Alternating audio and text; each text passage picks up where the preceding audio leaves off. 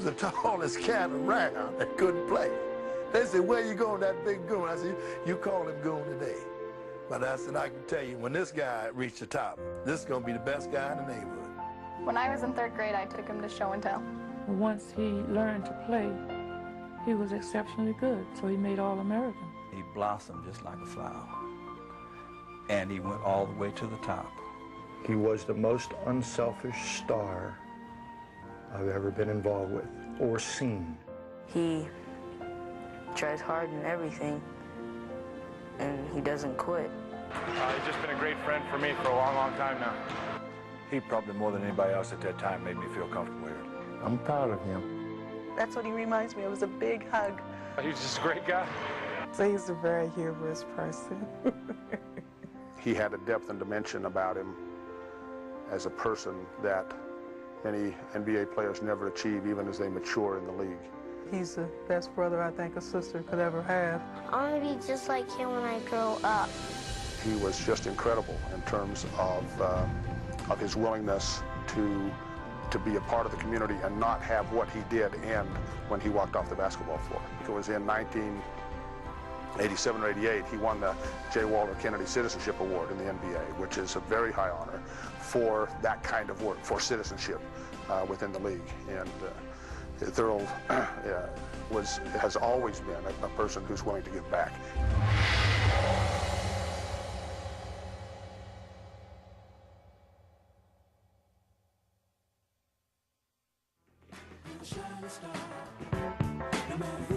Ladies and gentlemen, please welcome Thurl Bailey.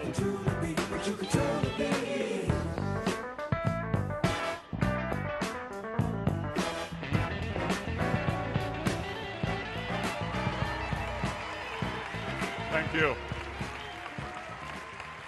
Thank you.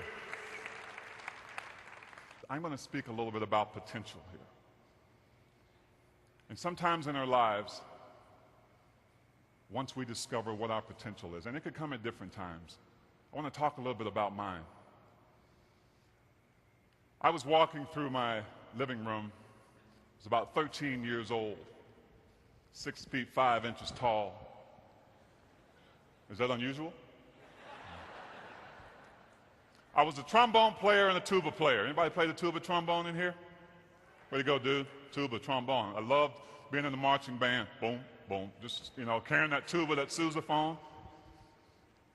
Had no idea how to play sports, any sport. But I'm walking through my living room, and my dad is sitting there watching a basketball game. And I had not much interest in basketball at that time, didn't really know how to play it, but I loved bonding with my dad, so I sat down next to him that day. I can remember it like it was yesterday. We had this black and white Zenith TV set. Some kids don't understand when I say black and white. The picture was black and white, young fella. And we had these rabbit ears that came out of the TV. And our high definition in those days was aluminum foil on the top of the antennas, right? You know the deal. So I'm sitting down next to my dad, and I'm watching this basketball game. I'm asking him all kinds of questions so I can understand. I looked at the TV and I saw this guy. Let me describe this guy to you. Nice assist, Seth. No, it's your first one, dude. I saw this guy. He had a basketball in his hand. It looked like a grapefruit. He had an afro that came out to here. He ran down the court, dribbling that basketball, dribbling it, and the wind would catch his afro and swoop it back like he was aerodynamic. He got down to the other end of the court, and he rose up over 2 or 3 players. He went on the other side of that basket, and he banked the basketball in like it was nothing to him. I said, Dad, that guy's pretty good, isn't he? He said, yes, son. I said, who is that guy? Because I didn't know who he was. He said, son, that's Dr. J. He said, Dr. J is one of the greatest players in professional basketball. Well, let me tell you what happened. When I saw what that man had just done, even though I didn't know how to play this game, something ignited inside of me.